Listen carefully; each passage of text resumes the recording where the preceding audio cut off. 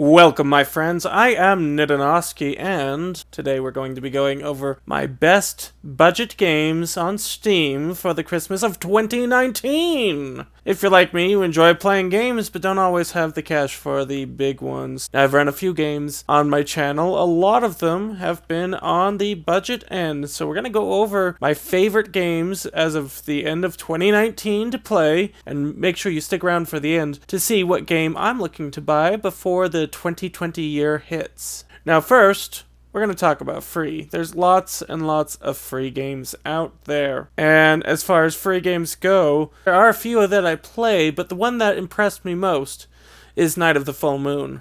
Night of the Full Moon really fits into the deck building category. It has a little bit of a story, definitely has a strong theme to it. If you're looking to play a gothic deck building game featuring around the grim style of Red Riding Hood, the werewolves, the monsters, the witches, this game's for you. Now, as far as microtransactions go, there are a few things that are locked behind paywalls. The first is you have a few characters, such as the apothecary and the werewolf. The werewolf, by the way, is my favorite character.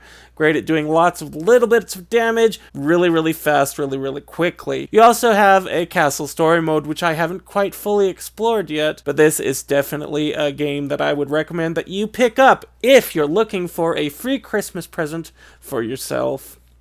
Now, there are a few others on the lower end. I'm going to stick right now to the deck building. Slay the Spire is an obvious choice. We like Slay the Spire. Why not? Slay the Spire is a great game, and there's lots of great videos on there. I even did some of my early videos on Slay the Spire. So if you want a solid deck building game, then definitely check out Slay the Spire. But there's two other additions I'm going to talk about. The first is Deck of Ashes. Now, Deck of Ashes was the first review I did on this channel way back when. Not my best work, but it's still a great game. They're still coming out with characters for Deck of Ashes, so if this is something that you like, which is a survival game, build up your heroes, fight the apocalypse, save yourself, then this game might be for you. Deck of Ashes is a great game to pick up if you are looking for something in the deck building genre, less than $20. Another great deck builder game you can pick up for less than $20, and my second in this category, is Retropolis. Retropolis is a great city builder, kingdom builder / deck builder. If you can build it, they will come. And they, of course, are the apocalyptic rats, zombies, all those fun little creatures trying to tear down your new Retropolis city. You will deal with, right now, 5 different classes and one on the way. There is the merchant class, there's the general class, there's the builder, the scientist, and newest of all, there is the shaman. I've done a couple of videos on the shaman, still trying her out, but so far I'm having a blast. You'll manage your economy, you'll manage your taxes, you'll manage your military, all through the use of deck builders. And this is probably my favorite deck builder of 2019. It came out in November, and if you haven't had a chance to try it, then check out a couple of my videos, or just go pick it up for yourself. Again, it's a budget game for less than $20.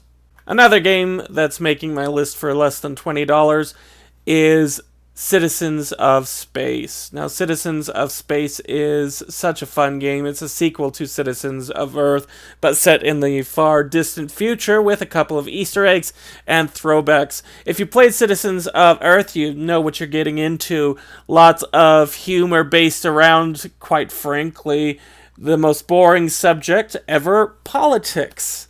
Now, say what you will for that. Citizens of Space leads the ambassador of Earth around, and whether you're dealing with the park ranger or whether you're dealing with the president of Earth, you're going to be having a lot of fun, a lot of humor packed into this game. I have a complete playthrough here in the upper right-hand corner, or if you just want to pick it up spoiler-free or play along with me, it's available on Steam again for less than $20. So we are looking at a lot of great games within that price range. range. Now, in the RPG or JRPG genre, you're going to have a few things you might not enjoy. There are random battles in this. It is turn-based. You're not going to have that thriller action that you might have with other games where you control the pace, where you control everything. But with this, you are going to have a great funny story. You're going to have great memorable characters. You're going to be able to have a full roster of supporting characters that you gather up and recruit to save Earth and the galaxy.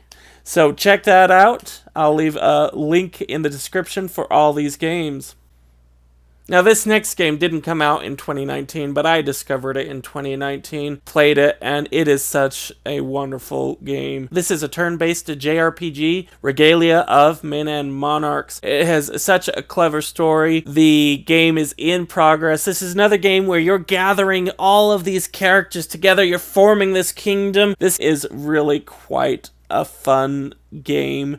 Its characters are clever, its writing is clever, you experience stories in between your characters and the lead Kay, who is a reluctant hero. Our playthrough of this game is ongoing, and it's one of the games that I've enjoyed most in 2019. I would definitely not feel comfortable about completing this list unless this game were on it. Now, this game runs about $20 on Steam, so if that's your game, then definitely go and check that out.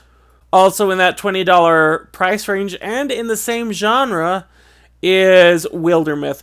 Now, Wildermyth is thematically very, very different. It's a procedurally generating storyteller. You create characters, a warrior, a hunter, a mystic, and send them off into stories. There are some pre-made story arcs, but regardless of whether you play a 3 or 5 chapter random game or one of their story arc games, you're going to have quite a bit of procedurally generated stories based on your actions, based on the characters that you choose. Characters will have traits like romantic, poetic, bookish, greedy, cowardly, things of that nature, and how they react in the stories, what stories they actually receive, are going to vary based on their history, based on these characteristics, based on their class. You're going to recruit new characters, you're going to fight an overwhelming force, and by the 3rd or 5th chapter, you're going to find out whether or not you get to win the game. And when you win the game, you don't just end it there. One of your characters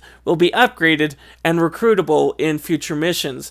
Now, if you don't win, you still get to carry over your characters, but this fun little, if you win, you get to promote someone, they become better for future stories.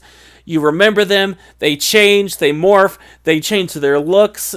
It's really such a great game. Now, for the story purposes, I'm enjoying Regalia more in that aspect. However, if it were purely about gameplay and just the replayability, Wildermyth would take my money for this. And both games are about $20 on Steam, so if either one is in your budget and you enjoy them, you look at my channel and you see them, then maybe these are for you. Now, this last game comes in at $25, and it is really worth it for me. It is such a fun game.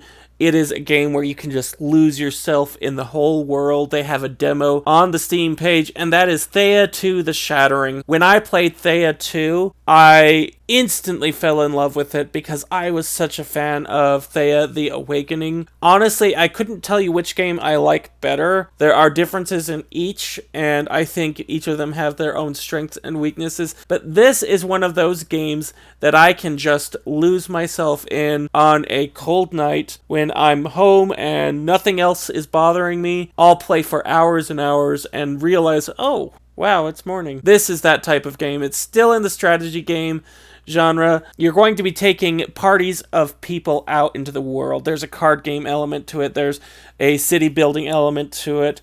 There's an overarching story that, well, a lot of the little events are random. You learn what to expect and you plan for these events. You plan for this. You bring along characters. You worship deities who give you powers, and every time you play through, you get more powers. So it's a roguelike, it's a city/kingdom builder, it's a card game, it's an RPG, it's all of these games in one. And overall, if you're looking for a deeper game, not so much for the story, but a game that you can just play over and over and over again and want to have that type of experience, I would say Thea 2 The Shattering is the game I would choose. Well, that wraps up the budget games I've played in 2019. I hope that this has helped you. But I promise you, there's one more game I'm planning on getting and trying out before the end of the year. I'm super excited. It just came out, and I hope it's a game that I come to love and enjoy. I hope it's a game that you come to love and enjoy, and it is called Chrono Arc. Chrono Arc, according to its Steam page, is a party-based deck-building roguelike single-player RPG. Yeah, all of those buzzwords, and it looks great. I'm definitely willing to give it a try. It's in early access on Steam, and it runs about $17. It looks amazing. It's coming over from Japan, I believe. It's made by AI Fine and BADA Games. So check back with me. I'll be running a series on this to let you know whether it's good or not. I look forward to that. I look forward to hearing from you. If your list of budget games are different than mine, then certainly let me know below. If you enjoy these types of games, then maybe consider subscribing, letting me know below what you would change about this list, what games you would add, what games you would take away. Let me know if you've played any of these games and if they've been a lot of fun. In the meantime, I am NdoNosCi. As always, have fun.